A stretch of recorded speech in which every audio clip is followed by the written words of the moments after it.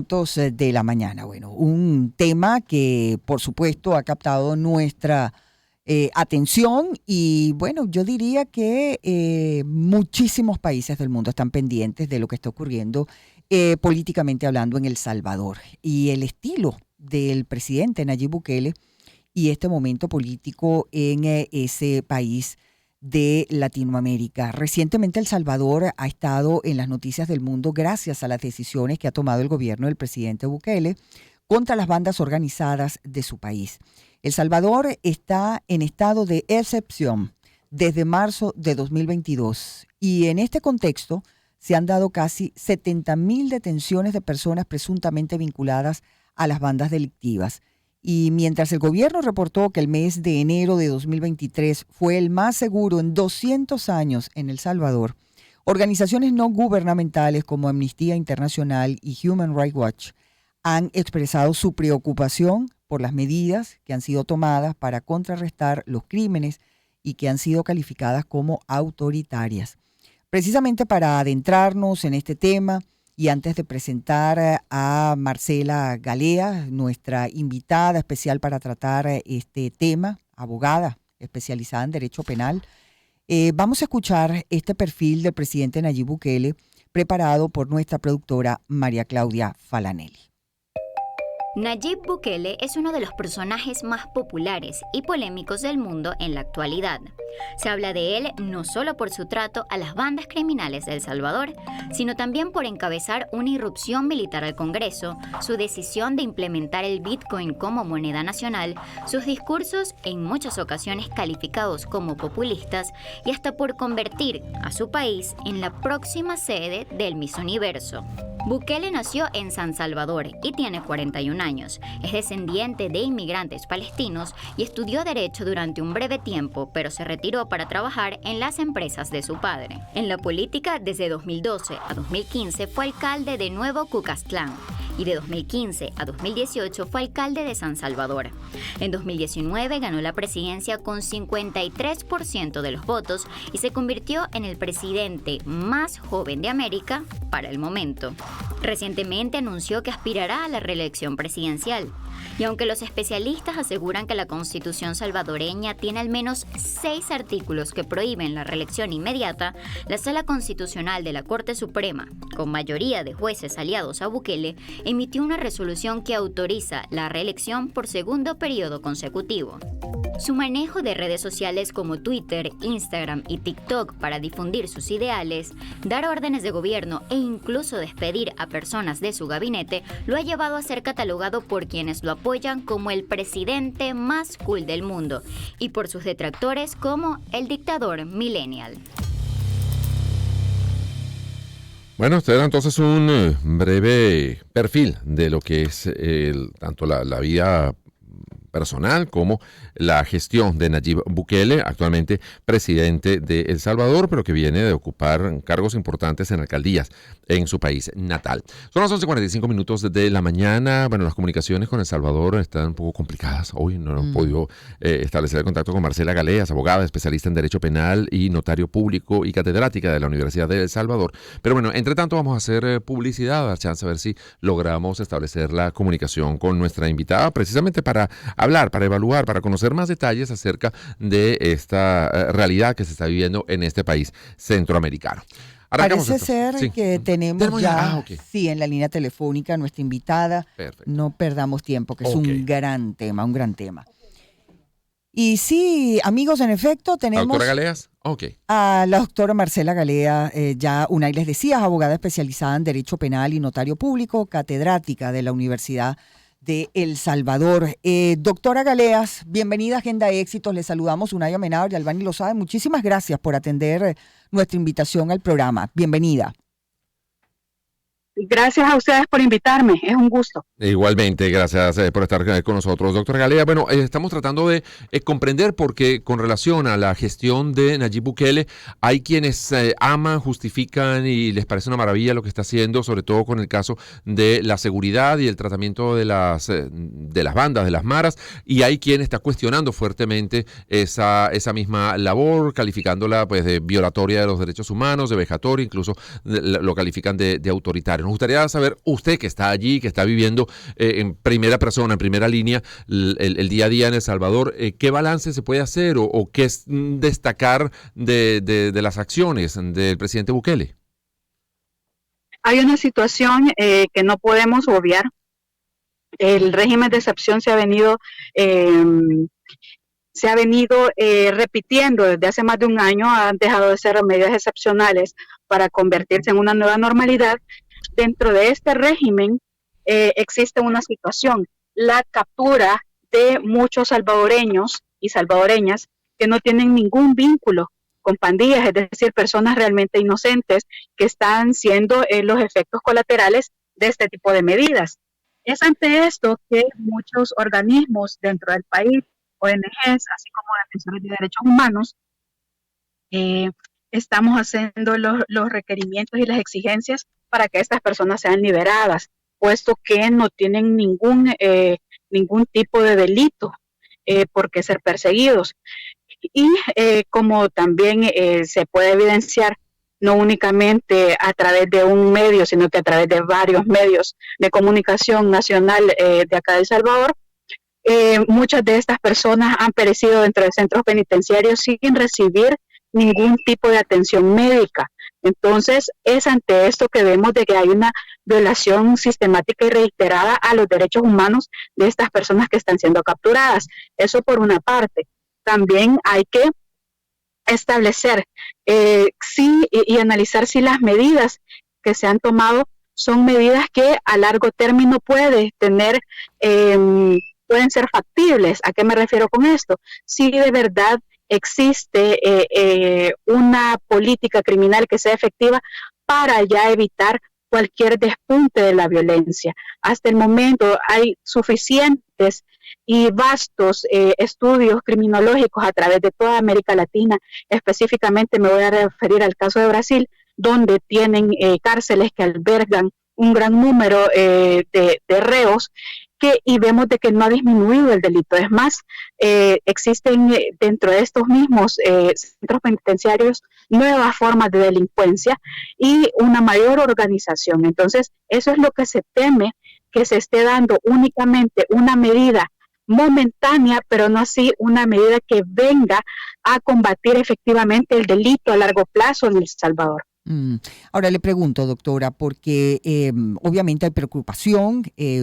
Organizaciones no gubernamentales como Amnistía Internacional y Human Rights Watch han expresado su preocupación por las medidas que está llevando a cabo Bukele en este sentido. Pero internamente, los ciudadanos, ¿qué opinión gana más apoyo o rechazo? ¿Están de acuerdo con estas medidas que está accionando el presidente Bukele o por el contrario las rechazan? Miren, dentro del país las mediciones de lo que del salvadoreño común básicamente las realizan medios de comunicación del gobierno. Entonces, no puedo yo decir que existe una forma independiente de medir al salvadoreño común. Claro. Tengo dos interrogantes, doctora Galeas. Se cayó la llamada, sí. Sí, bueno, vamos a ver. No terminó la idea, de hecho. Sí, pero lo que aseguro es que lo que dice no, las informaciones que se tienen en cuanto a aceptación o no de estas medidas son hechas por medios afectos al gobierno. Tenemos ya en la línea, sí, doctora Galeas, nos quedamos allí, que las encuestas o las mediciones las hacen medios de alguna manera afectos al gobierno de Nayib Bukele. Ahí se cortó la comunicación. Así es.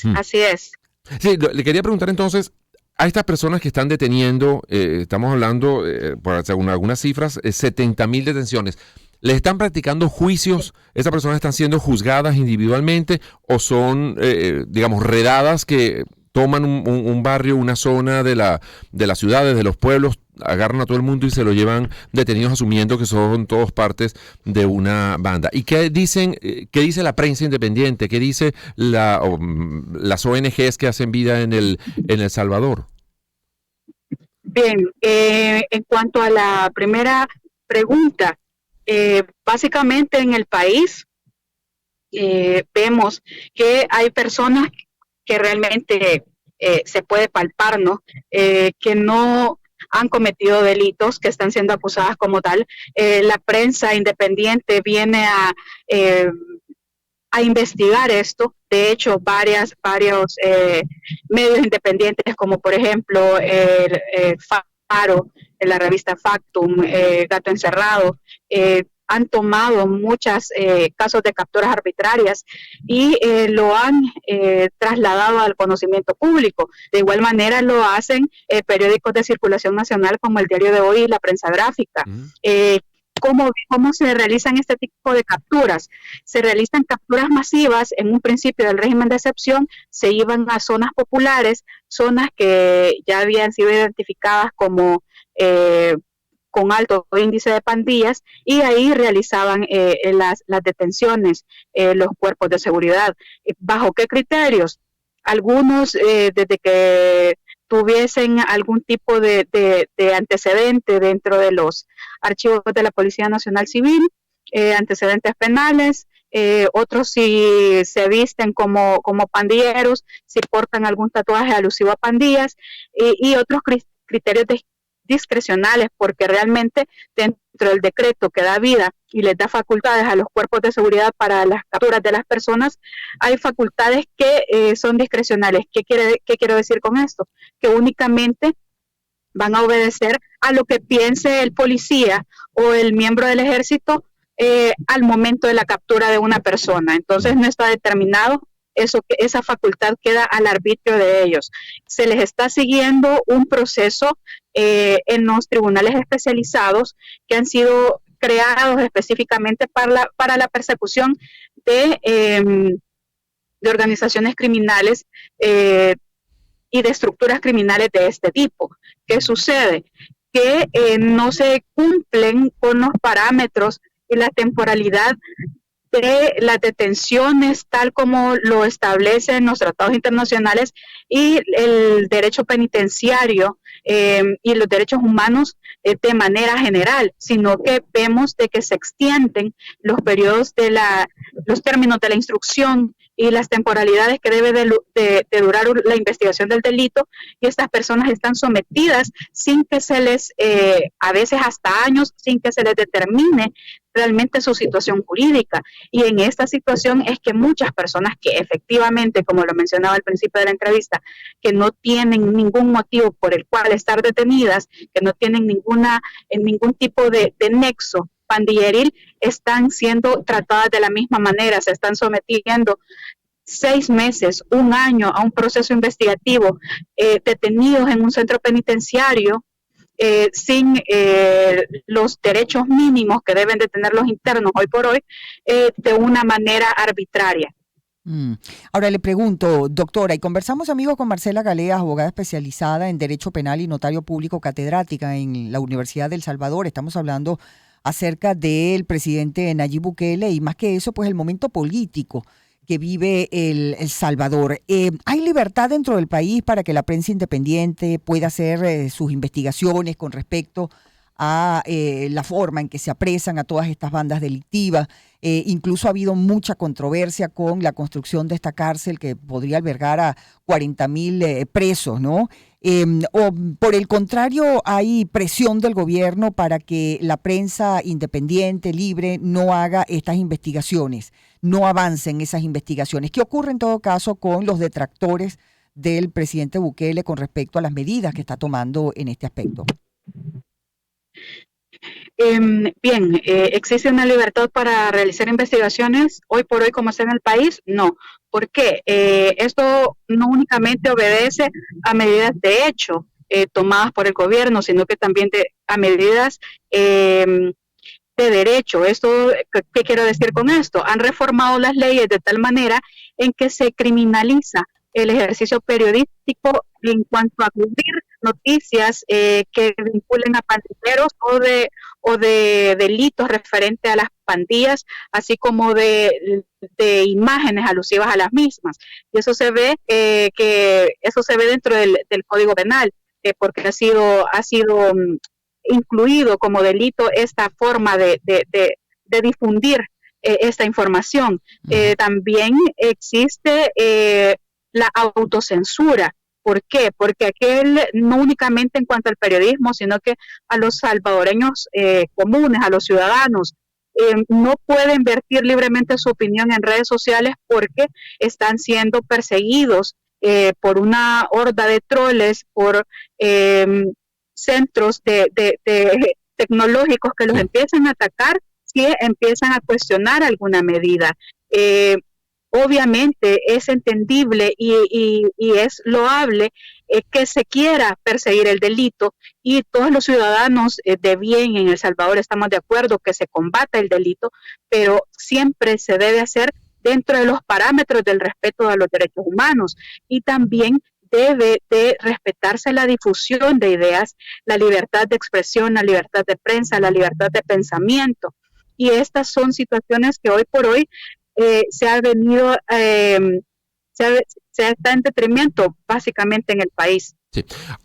¿Cuándo termina este periodo de excepción, este periodo especial? Y tenemos entendido que aun cuando la Constitución salvadoreña impide la reelección, el presidente Bukele tiene intención de lanzarse nuevamente a la presidencia. ¿Eso implicaría una reforma a la Constitución? No sé, desde el punto de vista legal, ¿qué se dice en ese sentido, doctora?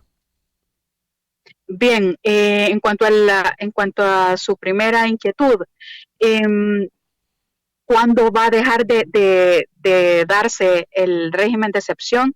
Francamente, eso lo desconocemos todos los salvadoreños, porque según la Constitución de la República, únicamente tendría que haberse dado por 29, 30 días máximo, pero esto se ha venido, ya vamos a cumplir un año y seguimos con un régimen de excepción que lo vienen renovando cada mes los diputados de la bancada del gobierno en cada sesión de la Asamblea Legislativa. Entonces, estas medidas excepcionales se han convertido en la normalidad para El Salvador. En cuanto a la otra pregunta de la reelección del presidente, él ha exteriorizado que va a competir nuevamente por un periodo. La Constitución es clara, la Constitución de El Salvador prohíbe que alguien siga en el ejercicio de la presidencia en un periodo y ha estado o ha fungido como presidente en un periodo inmediato anterior. No obstante esto, la Corte Suprema de Justicia, específicamente la Sala de lo Constitucional, que fue electa por la bancada CIAN de manera arbitraria, efectuó una resolución en la cual le da la posibilidad al presidente que pueda reelegirse, obviando así lo que establece la Constitución salvadoreña.